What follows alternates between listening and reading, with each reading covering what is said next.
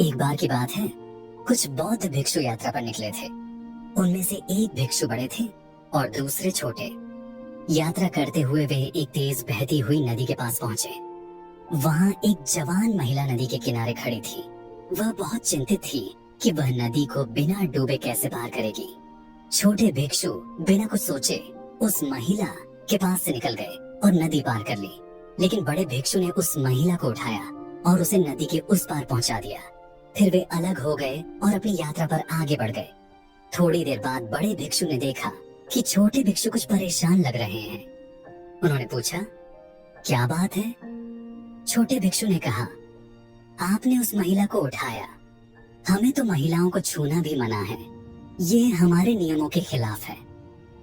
बड़े भिक्षु ने जवाब दिया, मैंने उस महिला को नदी के किनारे बहुत पहले ही छोड़ दिया था, लेकिन तुम अब भी उसे अपने मन में ढो रहे हो।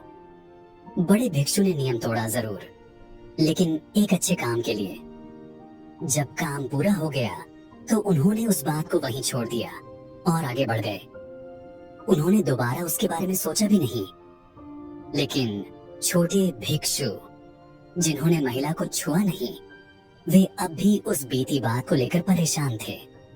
यानी वे उस घटना को मन में ढो रहे थे, एक तरह का भावनात्मक बोझ।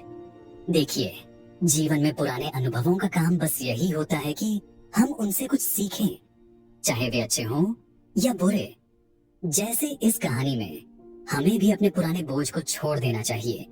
जो हो चुका है वह अब बदला नहीं जा सकता। हमें आगे बढ़ना है और अपने लिए एक बेहतर भविष्य बनाना है। अगर आप किसी पुराने दुख को बार बार सोचते हैं तो वही दुख बार बार आपके जीवन में आता रहेगा और एक दुखों का चक्र बन जाएगा। इसलिए चिंता करना छोड़िए और अतीत को जाने दीजिए, तभी आप भविष्य पर पूरा ध्यान दे पाएंगे।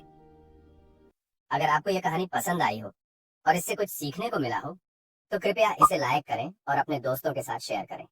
अगर आप ऐसी ही और प्रेरक कहानियों को सुनना चाहते हैं तो हमारे चैनल को सब्सक्राइब करें और बेल आइकन दबाना ना भूलें, ताकि हमारी नई कहानियां आप तक सबसे पहले पहुंच सकें।